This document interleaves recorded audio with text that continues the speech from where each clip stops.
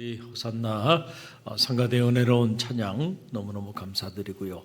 이 한파에도 불구하고 참 많이 분주하시고 또 많은 일들 여러분들 처리하며 나가고 있는데 오늘 귀한 시간 내셔서 주님 품에 오신 여러분 모두를 주님의 이름으로 축복하고 환영합니다.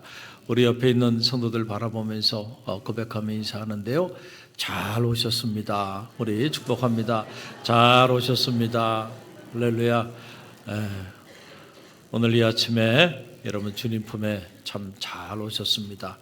여러분의 선택이 하나님의 문을 여는 축복의 동력이 될 줄로 믿습니다. 오늘은 거친 사랑이라고 하는 제목을 가지고 잠시 말씀을 나누기를 원합니다. 사랑하면 우리가 늘 좋은 말만 해야 될까요? 사람에게 있어서 참 말이라는 거 중요하죠. 우리가 살면서 늘 말을 하며 살아가요. 그래서 보통 사람들이 하루에 한 평균 2만여 말을 하며 산대요. 이렇게 많은 말을 하며 사는데 사실 참 말을 잘해야 돼요. 그렇죠? 한마디의 말이 사람을 살릴 수도 있고 죽일 수도 있고, 옛말에 말 한마디에 천냥빛을 갚는다 그런 말도 했고, 또 마틴 하이데거라고 하는 세계적인 철학자는 언어는 존재의 집이다라고 하는 유명한 말을 남기기도 했어요. 말이라는 거 단순한 소통의 도구가 아니고 그 말 속에 우리의 존재가 담겨 있고 또 그 말 속에 우리의 존재의 표현이 그곳에 담겨 있다는 거예요. 그래서 말이 중요해요. 할렐루야. 그런데 가만히 보면 우리가 사랑하면 항상 좋은 말만 해야 될까? 그렇지는 않다는 거예요. 그렇죠? 때로 사랑하기 때문에 거친 말을 해야 될 때도 있다는 거예요. 부모가 자식에게 항상 좋은 말을 하죠. 격려도 하고 위로도 하고 칭찬도 해요. 그러나 어떤 순간에는 부모가 거친 말을 해야 될 때가 있어요. 그리로 가면 안 돼. 멈춰야 해. 안 돼. 이제는 멈춰야 돼. 그 길로 가면 안 돼. 라고 말해야 될 때도 있는 거예요.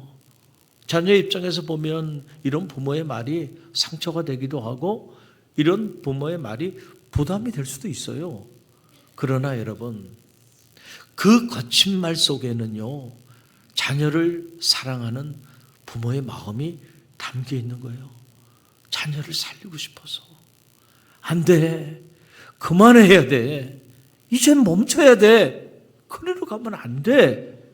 라고 그렇게 말을 하는 거죠. 여러분, 의사가 어느 날 항상 좋은 말만 하는 것은 아니잖아요. 때로 이렇게 진단을 해보니까 암이 깊어. 그러면 어쩔 수 없이 환자에게 부담스러운 말을 해야 돼요. 지금 상태가 이렇게 되니까 빨리 수술을 해야 합니다. 그렇지 않으면 생명이 위험합니다. 자, 이 말은 환자 입장에서는 하늘이 무너지는 거, 땅이 꺼지는 것 같은 그런 정말 어마어마한 부담스러운 말이에요. 충격적인 말입니다. 그러나 여러분, 그 말이 환자를 살리게 되는 겁니다. 할렐루야. 수술할 수 있다는 거 축복입니다. 살 길이 있다는 거예요.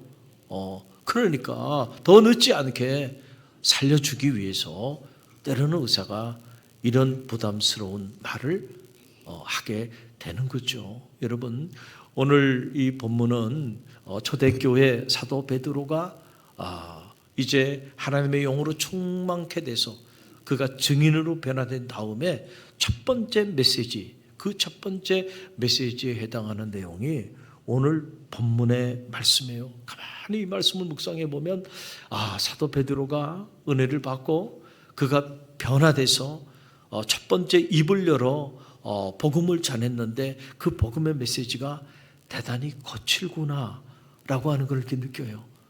그런데 이 거친 메시지 속에 사람을 사랑하고 영혼을 살리고자 하는 그 사랑이 담겨 있구나라고 하는 말을 마음을 또 한 번 동시에 갖게 되는 거예요. 자, 오늘 본문 말씀 안에 보게 되면, 자, 베드로의 이 거친 첫 번째 설교를 들었던 당시 그 주변에 있었던 사람들의 반응을 우리가 엿볼 수가 있는데요.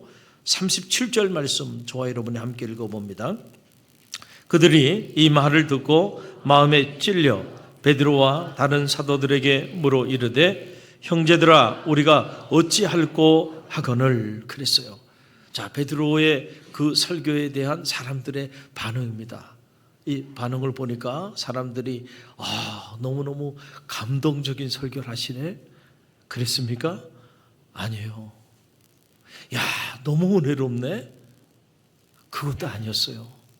베드로의 설교를 듣고 당시 사람들이 마음에 찔림을 받았다는 거예요. 마음에 뭘 받아요? 찔림을 받다라고 하는 거예요. 테세니케산이라고 하는 말이에요. 마음에 찔림을 받다, 심장을 간통하는 통증을 느꼈다는 거예요. 여러분 사시면서 여러분 심장을 간통하는 그 통증을 느껴본 적이 있나요? 저는 있어요. 제가 유학생활 할 때 저희 둘째 아이가 심장 문제로 인해서 어려움을 겪을 때 그때 정말 하늘이 무너지고 땅이 꺼지는 것 같았어요. 앞이 보이지 않고 저 아이의 미래는 어떻게 될까? 새벽마다 기도하는데 차라리 내가 아픈 것이 낫지 견딜 수가 없더라고요. 가슴이 너무 아파서. 그를 통곡하며 눈물로 살려달라고 이렇게 기도할 때에 어떤 때는요 이 심장을 간통하는 통증을 느낄 때가 있어. 그때는요 숨을 쉴 수가 없습니다. 그 통증 때문에 숨을 쉴 수가 없어. 그럴 때 그 작은 하얀 알약을 가지고 다녔어요. 그래갖고 혀 밑에 그걸 넣어야 돼. 그래야 숨을 쉴 수가 있어. 그렇게 심장을 간통하는 그 통증을 느낄 정도로 자녀의 문제 때문에 하나님 앞에 통곡하며 부르짖으며 나갔던 그런 시절이 저에게도 있어요. 하나님의 말씀을 들었는데 사람들이 심장을 간통하는 통증을 느꼈다는 거예요. 여러분, 여러분의 믿음의 길을 걸어가면서 수없이 많은 말씀을 들으셨고 지금도 말씀을 듣고 있는데 이 말씀을 들을 때 너무 감동적이다. 너무 은혜롭다. 물론 여러분들이 그런 경험도 하셨을 거예요. 그러나 오늘 이 본문에 등장하는 사람들처럼 말씀을 들을 때 정말 여러분의 심장을 간통하는 것 같은 마음의 그런 찔림을 받는 그런 은혜가 여러분 가운데는 있었습니까? 저는 여러분 가운데도 그런 찔림이 있게 되기를 간절히 바랍니다. 사도 베드로의 메시지는요 거친 메시지였어요. 사람들이 듣기 좋은 소리가 아니었습니다. 사람들의 자존감, 자존심을 세워주는 그런 달콤한 이야기가 아니었어요. 도대체 어떤 설교를 했는가? 자, 여러분 오늘 본문 사도행전 2장 36절 말씀 보게 되면 그 결론의 한 자락이 핵심적인 설교의 요지가 나오는데요. 저와 여러분이 함께 읽어봅니다. 너희가 십자가에 못 박은 이 예수를 하나님이 주와 그리스도가 되게 하셨느니라 하니라. 아멘. 자, 이 내용은요 어떻게 보면 고발하는 것 같은 내용이에요. 고발이라는 건 뭐예요? 누군가 잘못을 저지르면 그 잘못을 저지르는 것을 그냥 있는 그대로 낱낱이 파헤쳐서 있는 그대로 고지하는 거, 이걸 고발이라 그러잖아요. 자, 다른 사람도 아니고 내 이웃도 아니고 친척도 아니고 너희가 예수를 십자가에 못 박았다는 거예요. 그 너희가 십자가에 못 박은 그 사람이 사망 권세를 이기시고 부활했다라고 하는 그런 말을 하는 거예요. 너희가 죽였어. 너희가 십자가에 매달렸어. 자, 지금 베드로가 사람들이 그렇게 말을 하는 거예요. 여러분이 누군가가 여러분의 잘못이나 허물에 대해서 이렇게 전후좌우 없이 말이죠, 그냥 직선적으로 여러분에게 그렇게 지적한다고 한다면 여러분은 어떻게 반응할까요? 때로 우리는 화를 낼 수도 있고 때로 그 사람에게 여러분들이 부정적인 모습으로 반응을 보이면서 격하게 나갈 수도 있으리라 생각이 들어요. 그런데 여러분 가만히 생각해 보세요. 때때로 우리를 살리는 말은요, 이렇게 거친 말이 우리를 살리기도 합니다. 항상 달콤한 말, 항상 위로하고 격려하는 말, 항상 칭찬의 말만이 우리를 살리는 게 아니에요. 어떤 경우에는요, 이런 거친 말이 정말 우리를 살리는 그런 사랑의 말일 수 있다는 거예요. 그래서 지혜의 보고인 이 잠언에 들여다보면 이런 놀라운 말씀이 있는데요. 잠언 27장 6절 말씀입니다. 저와 여러분이 함께 읽어봅니다. 친구의 아픈 책망은 충직하나 원수의 잦은 입맞춤은 거짓에서 난다. 그랬어요. 자, 정말 진실된 친구는 어떤 경우는 정말 그 친구를 위하여 충직한 책망의 말을 하기도 한다는 거예요. 진짜 친구라면. 그런데 항상 만날 때마다 그 입술에서 달콤한 얘기만 해. 항상 칭찬만 해줘. 여러분, 그런 경우는 한 번쯤 의심해 볼 필요가 있어요. 그렇죠? 거짓에서 나오는 원수의 입맞춤일 수 있다. 그렇죠? 앞에서 그 사람에게 비유를 맞추기 위해서 무조건 그 사람에게 그 사람 듣기 좋은 얘기만 해줘. 여러분, 그 사람이 여러분을 살리는 사람이 아니에요. 분별력을 가져야 돼. 어떤 경우는 그 사람이 거짓에서 나오는 원수의 입맞춤일 수도 있어. 때로는 듣기 싫은 그 거친 책망의 소리를 누군가가 여러분에게 한다고 한다면 한 번쯤 여러분의 삶을 복귀하고 성찰하면서 그 말을 귀담아 들을 수 있는 영성이 여러분 가운데 있게 되기를 바랍니다. 그 말이 여러분을 살리는 진정한 생명의 말일 수 있다는 거예요. 때로는 생명을 살리기 위해서 불편한 진실을 있는 그대로 우리가 드러내고 말을 해야 될 때가 있다는 거죠. 일터 신학연구소의 이 소장으로 있는 이효재 목사님의 칼럼 내용이에요. 얼마 전에 국민일보에 이렇게 게재하셨는데 제가 신문을 보다가 이 칼럼을 보고 공감을 할 수 있는 그런 시간이 있었어요. 간증의 이야기를 칼럼으로 이렇게 엮으신 거예요. 외과 의사를 하고 있는 집사님의 이야기예요.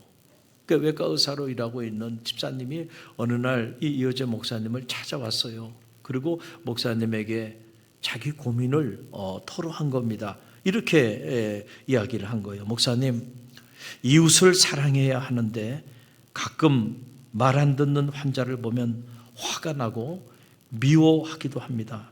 저는 사랑이 부족한 사람인 것 같아요.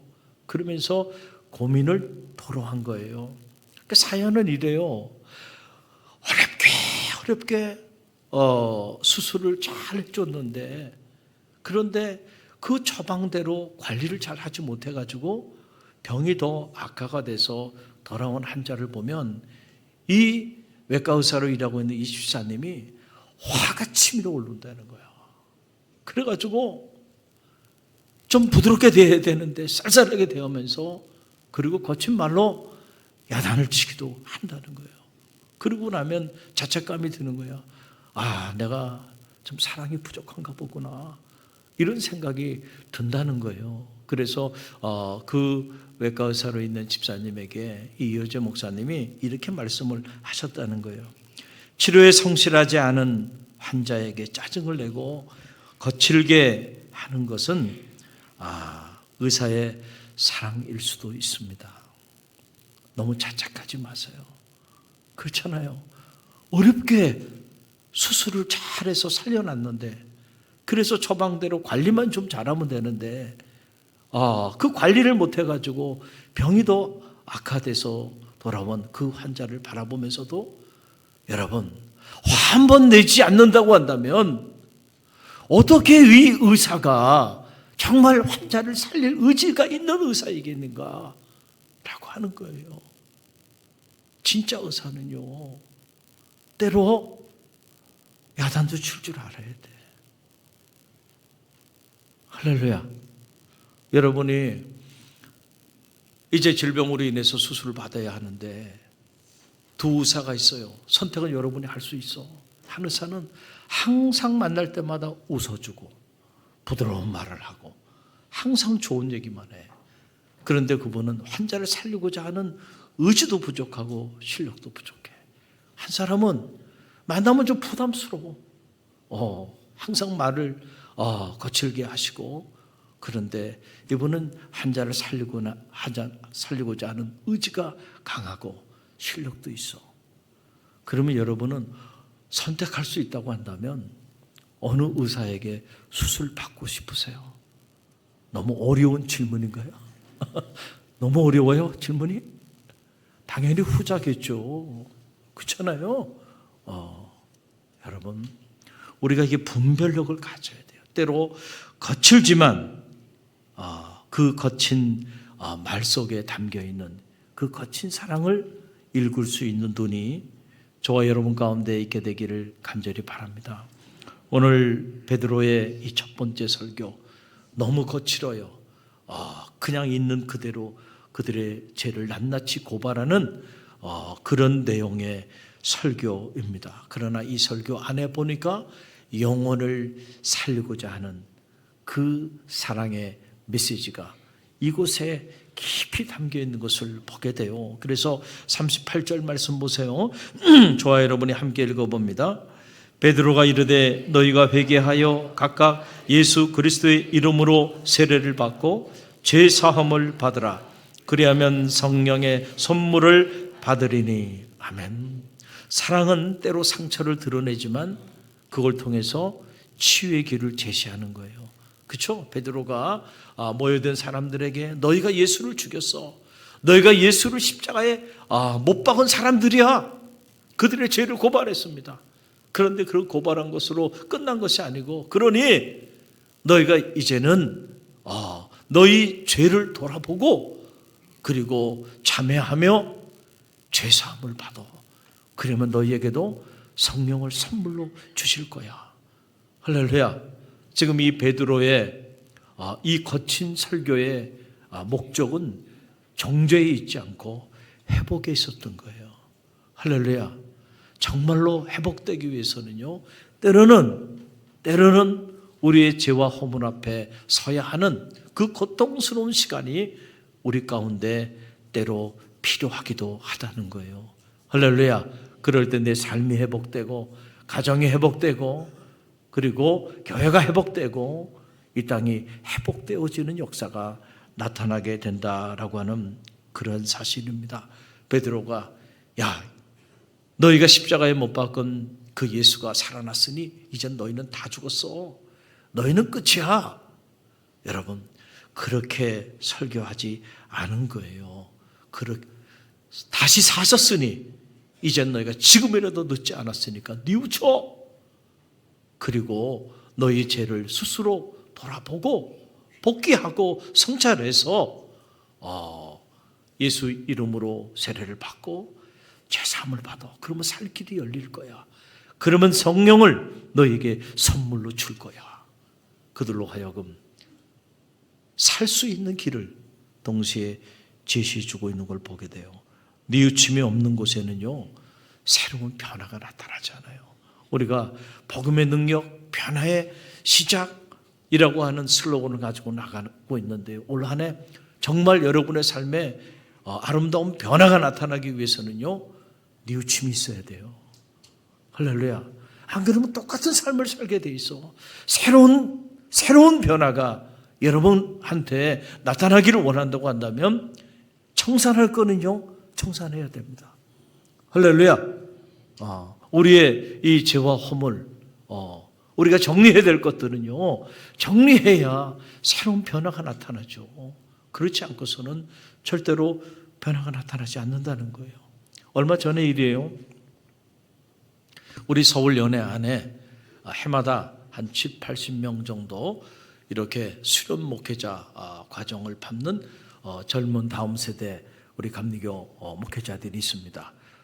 감리교 목회자가 되는 길은 어떻게 보면 어렵고 힘든 길이에요. 장로교 같은 경우는 그냥 목사 고시를 패스하면 그냥 목사가 되는 겁니다. 그런데 감리교는 그렇지 않아요. 감리교는 이게 진급하는 과정이 까다롭고 또 복잡하고 절차가 힘들어요. 일단은 대학을 나와야 되고 또 지정된 대학원을 졸업해야 합니다. 그 대학원을 나온 사람들에게 시험을 보게 해요. 그 수련 목회자 시험을 보게 하는데 이게 경쟁률이 심하다 보니까 한두 번씩은 대부분 다 이렇게 떨어져요. 그래서 거기에 합격을 해야 돼.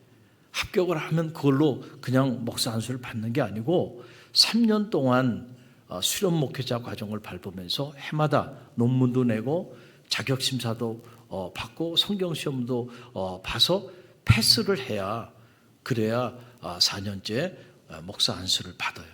또 목사 안수 받는다고 그걸 끝나는 게 아니고 그때부터 정회원 1년급이 돼요.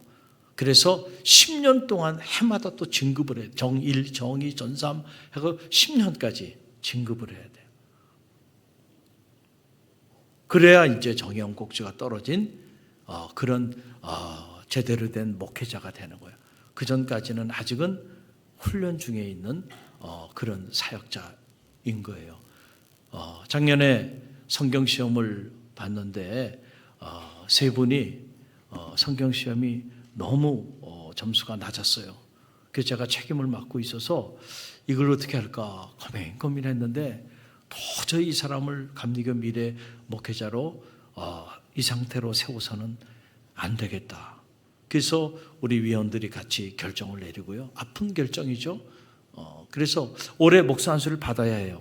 교인들도 다 목사 안수 받는 줄 알고 있고 가족들도 다 그렇게 알고 있는데 세 분이 목사 안수를 못 받습니다. 성경 시험을 패스하지 못했기 때문에. 근데 이번에 이제 저한테 논문을 내고 그 다음에 본인이 누구라고 연락을 해서 언제 어느 시간에 비대면으로 2번을 심사를 받아야 되니까 그렇게 연락을 하게 그렇게 다 가르쳐주고 그렇게 폴리시를 만들어 놨는데 아니 한 분이 연락이 안 와.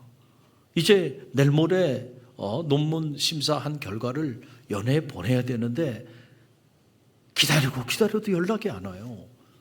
근데 이분은 연락처를 알 수가 없어요. 이름만 제가 알 뿐입니다. 논문에. 그래서 연회에 수소문을 해가지고 전화번호를 제가 알게 됐어요. 그래서 전화를 했어. 근데 전화를 또 안 받아. 그래가지고 할 수 없이 이 한 분만 심사 보는 게 아니고 여러 사람을 심사를 봐야 되기 때문에 하루 날을 정해놓고 그날 제가 심사를 쭉 보려고 다른 사람은 다 스케줄이 다 잡아놨는데 이 한 사람 때문에 그래서 제가 문자를 남겨서 이 시간에 이렇게 심사를 해야 되니까 꼭 와야 한다. 그 문자를 남겼더니 조금 지난 다음에 리턴콜이 왔어요. 그럼 뭐라고 첫마디 얘기하냐면은 목사님 죄송한데요. 제가 그때 개인적인 스케줄이 있어서 못 오겠다는 거예요. 화가 나요? 안 나요? 참 너무 안타까운 거야. 이 친구가 대체 무슨 생각을 가지고 있는지. 그렇잖아요. 지금 수련 목회 과정에서 지금 한 해 한 해 진급하고 있는데 이거 논문 통과 못하면 어떻게 해요? 안수 못 받아. 진급 못하거든요.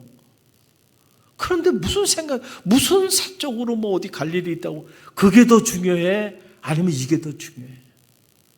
그래서 제가 좀 단호하게요. 쓴소리를 좀 했어요. 우선순위를 어디에 두고 있는 거야?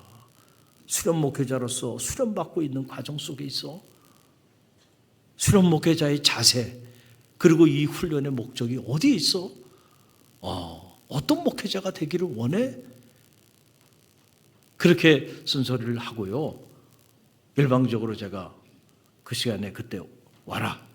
그러고는 전화를 끊었어요. 그런데 조금 지난 다음에 장문에 카톡으로 문자가 왔어요. 근데 그 문자의 내용이 뭐냐면 이거 공개해도 되는 내용이에요. 너무 긴장하지는 마세요. 내용이 뭐냐면 이렇게 왔어요. 목사님 안녕하세요. 금일 오후 연락드렸던 서울연의 아무아무개 전도사입니다. 늦게 연락드려 송구합니다. 제가 목사님께 먼저 연락을 드렸어야 했는데 제가 할 일을 못하고 목사님께서 먼저 연락을 주셨으니 매우 죄송할 따름입니다.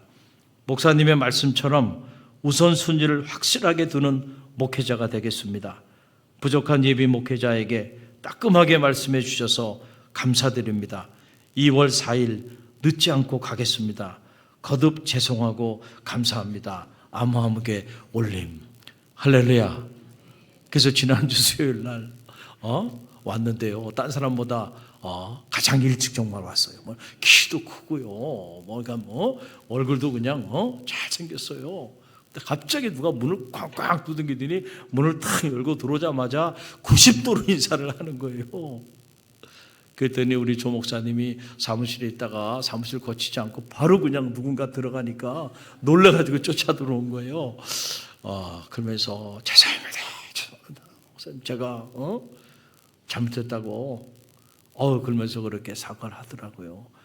그래서 제가 논문 심사를 1차 잘 해주고 이제 통과시켜 주려고 그래요. 할렐루야. 살 길이 열린 거예요. 이 친구는 걔도 뉘우칠 줄 알았어. 그 거친 쓴소리를 듣고 그래 내가 정신 차려야지. 지금 내가 뭐하고 있는 거지? 지금 뭐가 더 중요하고 뭐가 더 중요하지 않은지 그 우선순위를 알게 된 거예요. 할렐루야. 그래서 우리 다음 세대 또 감리교 차세대 훌륭한 목회자로 또 한 사람을 세울 수 있는 길이 열린 거예요. 할렐루야. 중요한 거는요, 뉘우칠 줄 알아야 한다는 거예요. 우리의 신앙생활도 저는 마찬가지라고 생각해요. 우리의 삶에 정말 새로운 그런 변화가 나타나기를 원한다고 한다면 가만히 보세요. 내 삶이 정말 새로워지기를 원하면 어쩔 수 없이 우리는 우리의 부족한 모습 앞에 직면해야 합니다. 할렐루야. 그 부족한 모습을 내가 결단하고 그 부족한 모습을 내가 내려놓지 않으면은 그러면 내 삶에 새로운 삶이 시작되기가 어려워요. 할렐루야. 새해 들어서 많은 사람들이 건강하게 살기를 원해서 이렇게 헬스도 하고 PT도 하고 이런 거 하잖아요. 여러분 정말 올해 여러분의 몸이 건강하고 그리고 아름다운 몸으로 만들어지기를 정말 열망하십니까? 그러면은 지금 망가진 여러분의 몸 앞에 부끄럽지 않게 서야 돼요. 당당하게 서야 돼. 고통스럽지만 지금 현실에 직면해야 돼. 그리고 지금 순간부터 야식 끊어야 되고요. 그리고 작은 거리도 차 타고 다니는 이 습관 이거 끊어버려야 되고요. 웬만하면 걸어 다녀야 되고. 할렐루야. 여러분의 몸을 불편하게 만들어야 돼요. 그래야 여러분의 몸이 살게 되는 거예요. 할렐루야. 그렇지 않으면 아무런 변화가 나타나지 않을 겁니다. 그대로야. 아니 시간이 지나면서 점점점 망가져가는 여러분 자신을 보게 될 거예요. 여러분 탈무드에 보면 이런 말이 있어요. 생선과 사람은 3일만 놔두면 냄새가 난대요. 3일만 그냥 생선하고 사람은 자연인으로 그냥 3일만 두면 시간이 지나면 냄새가 난다는 거예요. 생선도 썩고 사람도 썩는다는 거예요. 우리는 그렇게 연약한 존재예요. 세상은 이렇게 우리를 썩게 만드는 이 오염된 세상 한복판에 살기 때문에 가만히 3일만 내두면 다 죄로 우리가 오염돼서요. 여기저기서 냄새가 나는 이런 끔찍한 삶의 자리에 자리하게 된다는 거예요. 중세 대표적인 신학자죠. 어거스틴의 고백록 컨페시온에 보게 되면 이런 고백이 나와요.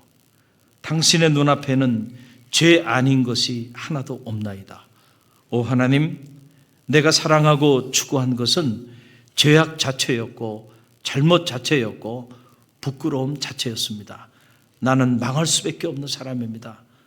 주님, 나를 불쌍히 여겨 주옵소서. 주님 앞에 자기를 보면 죄밖에 생각나는 게 없어.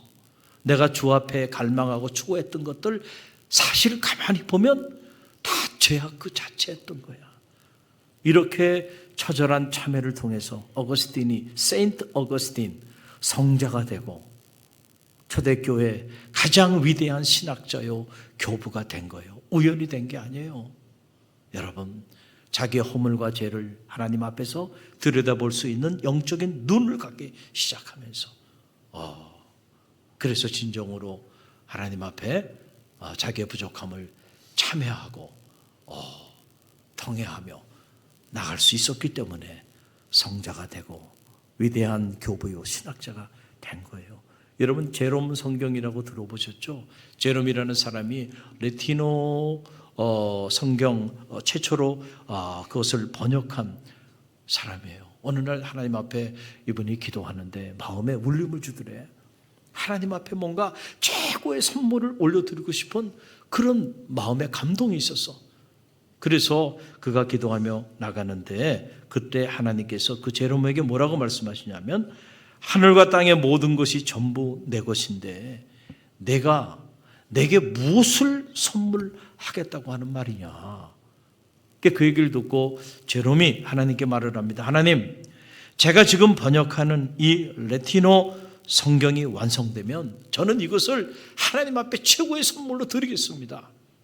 그랬더니 하나님께서 다시 제롬에게 하신 말씀이에요. 뭐라고 말씀하시냐면, 내가 정말로 나에게 최고의 선물을 주고 싶으냐? 내가 너에게 진정으로 받고 싶은 최고의 선물이 있다. 그것은 바로 너의 참회의 눈물이라는 거예요. 뭐라고요?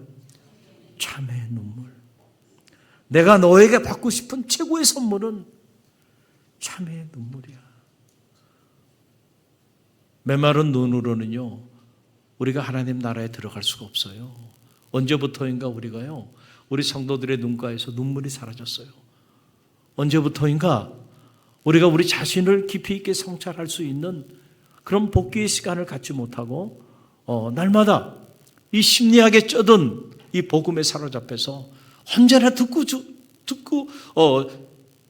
좋은 소리에 우리가 감염이 돼가지고요, 맨날 그런 소리만 들으려고 그런단 말이에요.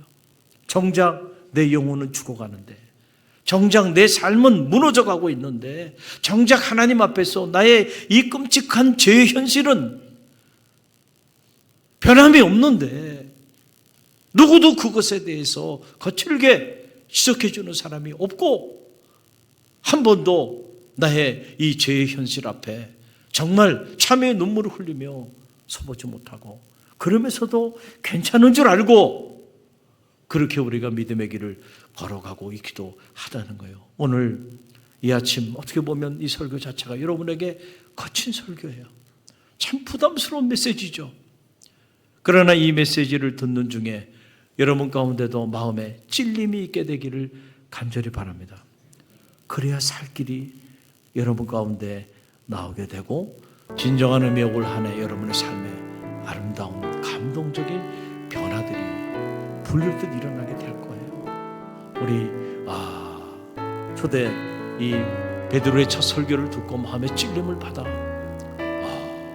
참회하며 죄사함을 받고 성령을 선물로 받은 그 수많은 무리들처럼 저는 바라기는 올 한 해 여러분이 말씀 앞에 설 때마다 그 말씀의 거울 앞에서 여러분을 정직하게 비춰보고, 여러분의 죄와 허물이 있다고 한다면 부끄러워하지 마시고요, 여러분 참회 눈물을 통해서 여러분의 죄와 허물을 맑게 씻김으로 닫혔던 축복의 문이 활짝 열리는 그런 축복의 한 해가 되기를 주님의 이름으로 간절히 축원드립니다.